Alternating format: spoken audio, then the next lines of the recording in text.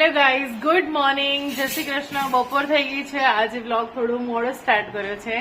તો આજે એકચ્યુઅલી એવું હતું કે ગેસ્ટ આવ્યા હતા બહુ બધા, તો થોડું એવું હતું. આજે મારી મમ્મી શું કરે છે? તું દાળ ઢોકળી બનાવું મમ્મી બનાવે છે દાળ ઢોકળી. તો હું બતાવું, મસ્ત બનાવી છે મમ્મીએ દાળ ઢોકળી.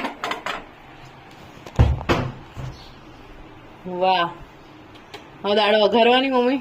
હા વઘારવાની. મમ્મી વઘારશે દાળ. મમ્મી બહુ સારી બનાવે છે, એટલે આજ મેં એવું કીધું કે મમ્મી તું બનાય, તારા હાથની બહુ સારી હોય છે દાળ ઢોકળી. તો મમ્મી બનાવે છે દાળ ઢોકળી. તો અને બા છે, બા મસ્ત સૂઈ ગયા છે. હે બા, ઊંઘ આવી ગઈ તમને અત્યારમાં? બા ને ઊંઘ આવી ગઈ ને? બા થાકી ગયા? બા તમે બા થાકી ગયા. બા ને કેવું ખાટલામાં આડા પડવું જોઈએ, તો બા આડા પડ્યા છે ખાટલામાં. બા એવું કે છે કોણ? કોઈ નથી, હું જ છું. બા વ્લોગ બનાવું છું. શું કહો તમે મને? બા પૂરા લે છો. તો બા એવું કે છે અમારા ગામમાં એક મતલબ પપ્પાના ફ્રેન્ડ છે, એમને ત્યાં હવન છે. તો બા એમ કે છે કે જા ત્યાં ડેલામાં જઈને તો જોયે શું શું જમવાનું બનાવી છે. એવું કોણ બા તમે? હે બા? જો બા એવું કે છે. બોલો બા, બોલો.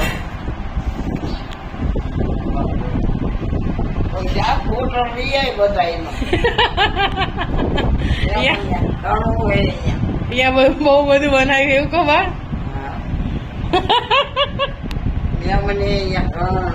એવું એમ? મહેમાન અમારે મહેમાન આવ્યા હતા કા બા? જો અમારે બી મહેમાન આવ્યા હતા. મહેમાન હજી હમણાં જ ગયા. તો બા બેઠા હતા, તો બા થાકી ગયા. તો બા કેમ ઘડી ગાડી પડશે થઈ જવું એમ, તો ખાટલો ઢળીને બા સુતા છે. તો ઘડીક વાર બાજુવાળા ભાભી બેઠા હતા, તો વાતો કરી બધાએ. અને હવે મમ્મી બનાવે છે દાળ ઢોકળી. તો આજે ખાવાનું છે અમારે 3 લોકોને. પપ્પાને જમવા ત્યાં જવાનું છે, તો અમે લોકો તો 3 જણાને જમવાનું છે. તો પછી દાળ ઢોકળી બનાવવાનો પ્રોગ્રામ કરી નાખ્યો. દાળ ને એવું મેં મૂકી દીધું હતું. મમ્મી અત્યારે વઘારે છે, કારણ કે મમ્મીના હાથની હારી બને છે. તો મમ્મી વઘારે છે. તો બસ દાળ ઢોકળી ખાઈશું અમે. પછી હા નહીં બા, અમારે કેટલા બધા મહેમાન આવ્યા હતા. મહેમાન આવ્યા હતા હમણાં. અને ગામડે કેવું કે થોડુંક એવું હોય, અમારે તો હાલતું જ રહે નહીં મમ્મી? એવું ગામડે આપણે તો એવું જ રહે ને મમ્મી? નહીં મમ્મી? આપડે એવું ચાલતું જ રહે ને? કા સાચી વાત છે. જમવાનું થઈ ગયું બેટા. જો મમ્મી અમારે આવું બધું ચાલતું જ રહે. ફળિયામાં માતાજી નું મઢ છે.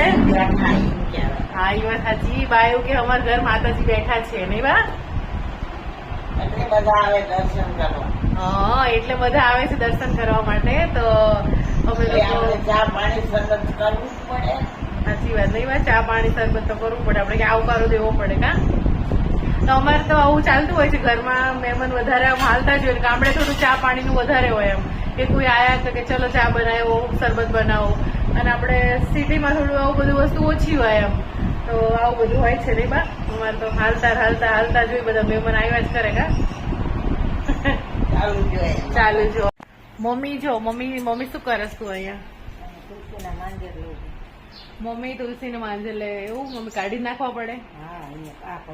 મોટેથી થઈ જાય એટલે લઈ લેવા પડે. એવું એમ?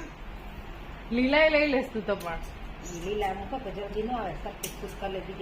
અમારે તુલસી કેવા મસ્ત મોટા થયા છે, મસ્ત ના પાંદડા સરસ થયા છે. તમે માંજર ના લો તો પછી ગયડા થઈ જાય તુલસી. તમે લેતા રહો એટલે પૂર્ણા થાય. હા એ વાત સાચી કા મમ્મી? આવાને કઈ કા એમને, એટલે આપડે લઈ લેવા પડે કા? હા માથું હોતો ભગવાન ને માથું હા એ વાત સાચી કા? આમ ભગવાન ને કઈ એટલે આપડે લઈ લેવાના માંજર એમ. હા જો હવે બા એવું કે છે કે આજ ફરીથી માતાજી ફોટો લે, માતાજી બતાવી દે એમ બધાને. તો જો આ અમારે બહુચરમાં છે, અમારા ફળિયામાં જ છે. એટલે અમારે તો આમ કેવાય કે માતાજી અમારે હારે ને હારે જ છે. એટલે અમારું બધું કામ સારું જ થાય નહીં બા? આપણું બધું કામ સારું જ થાય કા? આ બહુચરમાં છે, બહુચરમાંનું મઠ છે. અને આ નાનું એવું જે તમને કાલે બ્લોગમાં બતાવ્યું હતું, આ અમારા મેલડીમાંનું નાનું એવું દેરું છે. એટલે અમારે શું કે એટલે મહેમાન વધારે બધા આવતા જ હોય, કુટુંબના બધા લોકો હોય એ બધા દર્શન કરવા આવતા હોય. એટલે આવે એટલે પછી આપણે એમને થોડું ચા પાણી આ તે બધું થોડું ઘણું પૂછવું પડે, એટલે આખો દિવસ આમ હાલતું જ હોય ગામડામાં એવું બધી વસ્તુ. તો એવું બધું છે. મમ્મી માંજર ઉતારે છે, પપ્પા ગયા છે જમવા. હવે જમવાનું બની ગયું છે એટલે અમે હું ને મમ્મી ને બા ને અમે લોકો જમીશું. મસ્ત વાતાવરણ છે, તમે જુઓ ખાલી. આમ વેધર તો એટલું મસ્ત છે ને, વાતાવરણ બહુ જ સારું છે. આમ વરસાદ આવે ને એવું વાતાવરણ છે, મજા પડી જાય આમ.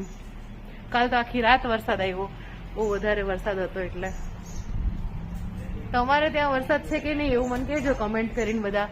અને બધા ક્યાંથી મારો વ્લોગ જોઈ રહ્યા છો એ પણ મને કહેજો કમેન્ટ કરીને. અને તમને મારો વ્લોગ ગમે છે કે નહીં એ પણ મને કહેજો. હવે જમવા બેસીશું અમે. આ છે ને હવે જમવા બેસીએ હવે. નહીં બા, માતાજીને થાળ કરવાનો કા આપણે. આ તો દાળ ઢોકળી છે એટલે મજા પડી જશે. બાને બહુ ભાવે કા બા. કાલ નહોતી મજા એવી કચોરી ખાવાની તમને? કેવી હારી બની હતી? કોત ખરા તો તમ ભાઈ કા અસલ થઈ હતી કા બા. તો કાલ તો કચોરી બનાવી હતી સાંજે કા બા. તો કચોરી ખાધી હતી, અમને બહુ મજા આવી હતી. તો આજે હવે સાંજે નિવેદ. હવે ગામડે પછી કેવું પેલું અષાઢી બીજ ના શું હોય બા? પાધરદેવ ના પાધરદેવ ના નિવેદ કરવાના. એટલે ગામની આજુ બાર જેટલા બી મતલબ આજુબાજુ જેટલા દેવતા હોય એ બધાને નિવેદ કરવાના. 5 નિવેદ કરવાના. હા, એ એટલે આપણે રક્ષા કરે એમ ગામની એવું હોય. એવી રીતે ધારાવાળી દે તો એના નિવેદ કરવાના અષાઢી બીજના. તો સાંજે તમારે નિવેદ કરવાના છે. તો સાંજે પછી બનશે બધું આપણે વડા ને એવું બધું કા બા. લાપસી બનશે. ચોખા, લાપસી, વડા, બાકરા. બાકરા એટલે શું બા?